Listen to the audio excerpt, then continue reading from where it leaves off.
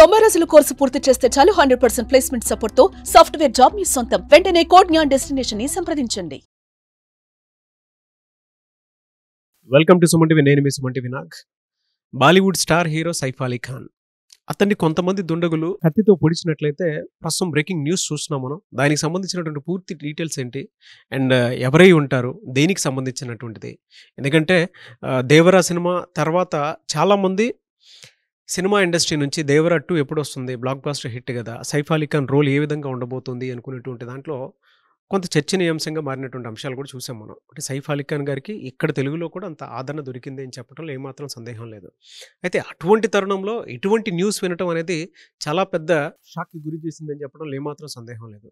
అయితే ఏం జరిగింది, వాటికి సంబంధించినటువంటి పూర్తి డీటెయిల్స్ ఏంటి అనేది ఈరోజు మనతో పాటు హైకోర్టు అడ్వకేట్ అలగిరి రవీంద్రనాథ్ గారు ఉన్నారు. వారి మాటలో తెలుసుకుందాం. Hello sir. హాయ్ అండి నాగరాజ్ గారు. బాలీవుడ్ స్టార్ సైఫ్ అలీ ఖాన్ గారు వాళ్ళ కొంతమంది దుండగులు వచ్చి కత్తితో పొడిచారని చెప్పేసి ఎమర్జెన్సీలో ఉన్నారు అని చెప్పేసి తెలుస్తోంది మనకి. దీనికి సంబంధించినటువంటి పూర్తి వివరాలు ఏంటి సార్? ఆదిపురుష్ సినిమాలో రావణుడి పాత్రగా, దేవర సినిమాలో జూనియర్ ఎన్టీఆర్ యొక్క ఫ్రెండ్ భైరా పాత్రలో మనకు బాగా పరిచయం వ్యక్తి అంటే సైఫ్ అలీ ఖాన్. చాలామందికి తెలుగులో ఇప్పుడిప్పుడే 2 సినిమాలుగా పరిచయం ఉన్నప్పటికీ కూడా అతను 1990s నుంచి కూడా ఒక గొప్ప నటుడు, పద్మశ్రీ అవార్డు గ్రహీత కూడా. 2010లోనే ఆయనకి పద్మశ్రీ అవార్డు కూడా రావడం జరిగింది.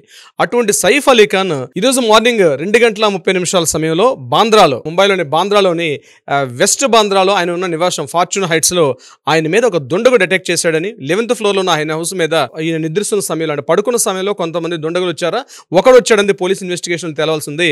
అయితే ఆ వ్యక్తి అంటే చిల్డ్రన్స్ రూమ్లో పడుకున్నటువంటి సైఫ్ అలీ ఖాన్ మీద దుండగుడు అటాక్ చేస్తే ఆ దుండగుడితో పాటు సైఫ్ అలీ ఖాన్ ఇద్దరు కూడా ఒక కాసేపు అక్కడ ఒక కోట్లాట జరిగింది. ఆ కోట్లాటలో భాగంగా అతను షార్ప్గా ఉన్నటువంటి ఒక కత్తిని తీసుకుని సైఫ్ అలీ ఖాన్ని పొడిచినట్టుగా ఇమీడియట్గా ఆయనకి ఇంజూరీ అయింది. ఇంజూరీ అవడంతో ఇమీడియట్గా లీలావతి హాస్పిటల్ తీసుకెళ్ళి ఆయన అడ్మిట్ చేయడం కూడా జరిగింది మార్నింగ్ 3:30 ఆ సమయంలో. సో మనకి ఇక్కడ పోలీసులు అందించిన ఇన్ఫర్మేషన్ ప్రకారం మనకు తెలిసిన ఇన్ఫర్మేషన్ ఏంటంటే మార్నింగ్ అరౌండ్ 2:33 ఆ మధ్య ప్రాంతంలో ఒక బర్గ్లర్ అంటే ఒక దొంగతనం చేయడానికి వచ్చే ఒక వ్యక్తి ఇంటిలోకి వచ్చాడని చెప్పి అతను అటాక్ చేశాడని మనకి పోలీసులు తెలుపుతున్నటువంటి వివరాలు. దీని మీద పోలీసులు కూడా 7 టీమ్స్ వాళ్ళు ఆల్రెడీ ఇప్పుడు చేయడం జరిగింది. 7 టీమ్స్ పూర్తిగా ఇంటరాగేషన్ చేస్తున్నారు.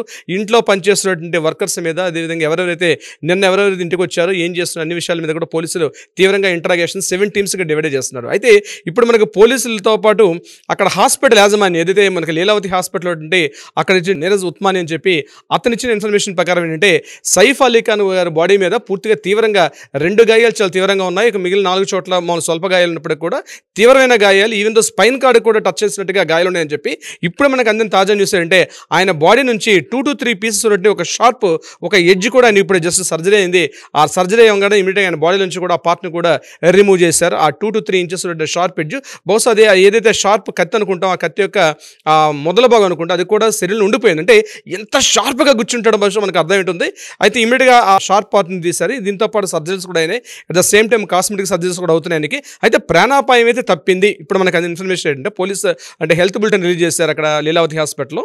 ఆ డాక్టర్స్ చెప్పిన ఇన్ఫర్మేషన్ ప్రకారం ఆయనకి ప్రాణాపాయ స్థితి నుంచి అయితే బయటపడ్డారు. బట్ స్టిల్ ఆయన మాత్రం సిచ్యువేషన్లో బాగాలేదు. అయితే ఇక్కడ సైఫ్ అలీ ఖాన్ గారి తాలూకు కొంత విషయం నేను మీకు వివరించే ప్రయత్నం చేస్తాను. ప్రధానంగా సైఫ్ అలీ ఖాన్ గారు చాలామంది తెలియని విషయం ఏంటంటే ఆయన ఒక రాజకుటుంబీకుడు, ఒక నవాబ్ వంశస్థుడు. ఆయన ఒక ప్యాలెస్ ఉంది, ఆయనకు సుమారుగా ఒక 11,000 కోట్ల ఆస్తిపరుడు సైఫ్ అలీ ఖాన్. చాలామందికి తెలియని విషయం చెప్తున్నాను.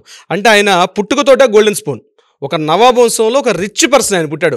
రిచ్ పర్సన్గా పుట్టి కూడా ఈ యొక్క రంగంలోకి రావడం జరిగింది, సినిమా రంగంలోకి. వాళ్ళ ఫాదర్ కూడా మన్సూర్ అలీ ఖాన్ పటోడ్ అని చెప్పి ఆయన కూడా ఒక క్రికెట్ ప్లేయర్. ఒకప్పుడు ఇండియన్ క్రికెట్కి ఆయన కూడా ఒక క్రికెట్ ప్లేయర్గా పనిచేస్తాడు. వాళ్ళకి హర్యానాలో పెద్ద ప్యాలెస్ కూడా ఉంది, పటోడీ ప్యాలెస్ అని చెప్పి సుమారుగా ఒక 100 ఎకరాల విస్తీర్ణంలో ఒక ప్యాలెస్ కూడా ఉంది. ఇప్పుడు మనం ఎలాగైతే మైసూర్ ప్యాలెస్ ఎలా చెప్తామో, హర్యానాలో కూడా పటోడీ ప్యాలెస్ అంటే అంత పెద్ద ఫేమస్. ఆ ప్యాలెస్కి ఈయన వారసుడు యాక్చువల్గా. So richest person Saif Ali Khan గారు. కొన్ని వేల కోట్ల ఆస్తి కూడా ఆయనకి స్వతహాగా ఆయన సంపాదించడం కాకుండా ఆయన పూర్వీకుల ఆస్తి కొన్ని 100 కోట్ల 1000 కోట్ల ఆస్తి ఉంది ఆయనకి. దీని మీద సంబంధించి సైఫ్ అలీ ఖాన్ గారికి. అయితే సైఫ్ అలీ ఖాన్ గారు యొక్క భార్య ఎవరంటే కరీనా కపూర్ గారు. చాలా మంది తెలియని విషయం, కరీనా కపూర్ గారు. ఈ సంఘటన జరిగిన సమయంలో కరీనా కపూర్ గారు కూడా అదే ఇంట్లో ఉన్నారు. తన ఇద్దరు పిల్లలు, ఒకరు తైమూర్ అలీ ఖాన్ అని, మరి ఇంకొకడు జహాంగీర్ అని చెప్పి ఇద్దరు కూడా ఇంట్లో ఉన్నట్టుగా తెలిసింది. ఇమీడియట్గా కరీనా కపూర్ గారు కూడా ఒక ప్రెస్ నోట్ రిలీజ్ చేశారు. తను కూడా ప్రెస్ నోట్ రిలీజ్ చేసి ఈ యొక్క సంఘటన జరిగింది, తనకు గాయాలు జరిగింది, ఇమీడియట్గా మేము లీలావతి హాస్పిటల్లో జాయిన్ చేయడం జరిగింది కాబట్టి మీడియాలో కూడా ఎక్కువగా రాంగ్ ఇన్ఫర్మేషన్స్ స్ప్రెడ్ చేయదని చెప్పి ఆవిడ రిక్వెస్ట్ చేసి ఒక ప్రెస్ నోట్ కూడా రిలీజ్ చేశారు కరీనా కపూర్ గారు కూడా. సో కరీనా కపూర్ గారికి సైఫ్ అలీ ఖాన్ గారికి మధ్య ఇటీవల కాలంలో కొన్ని విభేదాలు ఉన్నట్టుగా కొన్ని మీడియా కథలు, right are wrong I don't know, but ఏంటంటే కొన్ని వార్తా కథనాలు మాత్రం కంటిన్యూస్గా వస్తున్నాయి కరీనా కపూర్ గారికి at the same time Saif Ali Khan గారికి. ఎందుకంటే 2010లో వీళ్ళకి మ్యారేజ్ అయింది. మ్యారేజ్ అయినప్పటికీ కరీనా కపూర్ గారికి ఇతను ఫస్ట్ హస్బెండ్, కరీనా కపూర్ గారు ఫస్ట్ మ్యారేజ్, ఇతను ఫస్ట్ హస్బెండ్. కానీ అంతకుముందు ఈయనకి మ్యారేజ్ అయింది సైఫ్ అలీ ఖాన్ గారికి. అమృతా సింగ్ అని చెప్పి ఈయనకన్నా 14 సంవత్సరాల వయసు ఎక్కువ ఉన్నట్టు అమృతా సింగ్ తోటి ఈయనకి అప్పట్లో మ్యారేజ్ అయింది. మళ్ళీ వాళ్ళిద్దరు కూడా 2 పిల్లలు ఉన్నారు. సో ఆ పిల్లలు ఈ పిల్లలు కలిసి ఉన్నారు. ఆ తర్వాత డివోర్స్ అయిపోయింది. డివోర్స్ అయిన తర్వాత మళ్ళీ కరీనా కపూర్ గారిని మ్యారేజ్ చేసుకున్నారు. ఏదేమైనప్పటికీ కూడా అమృతా సింగ్ గారితో మ్యారేజ్ అవ్వడం, కొన్ని ఆస్తి గొడవలు అప్పుడు కూడా ఉన్నాయంతో ఆ గొడవలు విభేదించిన తర్వాత మళ్ళీ 2010లో కరీనా కపూర్ గారిని మళ్ళీ ప్రేమించి రెండోసారి మ్యారేజ్ చేసుకున్నారు. వీళ్ళకి 2 పిల్లలు ఉన్నారు. అయితే ఇక్కడ ప్రధానంగా దృష్టి పెట్టాల్సిందంటే సినిమాల పరంగా ఆయన చాలా బిజీగా ఉన్నారు.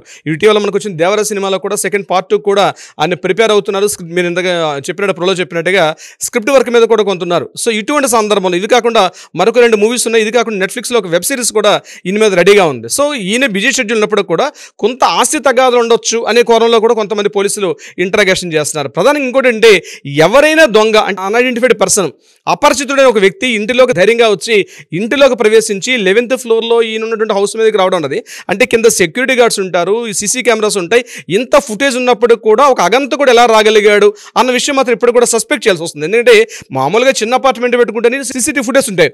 అటువంటిది ఆల్రెడీ ఒక మల్టీ స్టార్, ఇంతకుముందు మన సల్మాన్ ఖాన్ మీద కూడా ఒక 2-3 సార్లు అటాక్స్ జరిగింది ఇదే సందర్భంలో. అంటే ఇంకో కారణాలు అయ్యుండొచ్చు. కానీ సినిమా స్టార్స్ నేపథ్యంలో ఇటీవల కాలంలో దాడులు అయితే జరుగుతున్నాయి.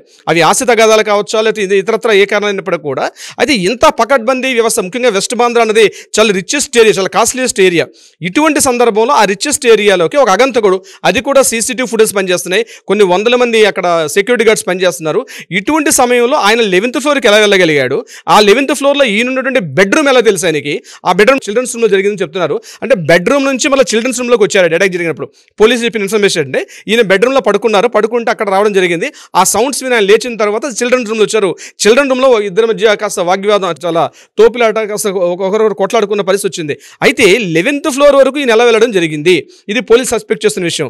అయితే అగంతకుడిగా సీసీటీవీ ఫుటేజ్ ఉన్నాయంటే ఇప్పటికీ ఈ క్షణం వరకు మనకి పోలీసులు ఎక్కడ కూడా రిలీజ్ చేసిన విషయం తెలియదు.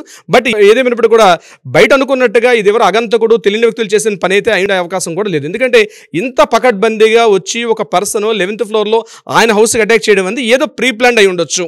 పోలీసులు కూడా 7 టీమ్స్ అంటే బహుశా ఈరోజు ఈవినింగ్ వరకు ఒక పక్క ఇన్ఫర్మేషన్ రిలీజ్ చేసే అవకాశం అయితే ఉంటుంది. ఏదేమైనప్పుడు కూడా ఎంటైర్ ముంబై అంతా కూడా ఎక్కడైతే రిచెస్ట్ సినిమా వాళ్ళు, రాజకీయ నాయకులు, పెద్ద పెద్ద ప్రముఖులు ఉన్నటువంటి వ్యాపార భయంకర బిజినెస్ మ్యాగ్నెట్స్ వీళ్ళందరూ ఉన్నటువంటి ఆ బాంద్రా ఏరియాలో ఇటువంటి సంఘటన జరగడం మాత్రం కొంత డిస్టర్బెన్స్ కుదిరింది. ఇంకా సంక్రాంతి జరిగింది, అక్కడ కూడా మహారాష్ట్రలో కూడా కొన్ని సంక్రాంతి వేడుకలు చేసుకుంటారు. ఇటువంటి సందర్భంలో ఇంకా సంక్రాంతి వేడుక నుంచి ఇంకా బయటకు కూడా రాలేదు.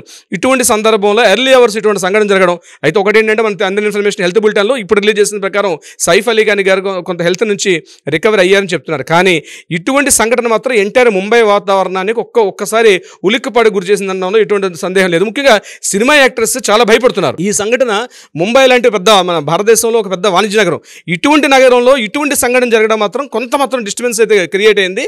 అయితే ఏం జరుగుతుందండి, ఏం జరిగి ఉండొచ్చు, నిజంగా అగంత కూడా, లేకపోతే ఆస్తి సంబంధించిన గొడవలా, లేకపోతే ఏమైనా సినిమాటిక్ రైవల్స్ ఉన్నారా, ఇంకా ఇతరత్ర కారణాలు ఏమున్నాయన్నది బహుశా మనం సస్పెక్ట్ చేయాల్సింది. మరికొద్ది సేపట్లో మనకి ఇన్ఫర్మేషన్ తెలుస్తుంది. అందుకని మనం కూడా అందజేసే ప్రయత్నం చేద్దాం.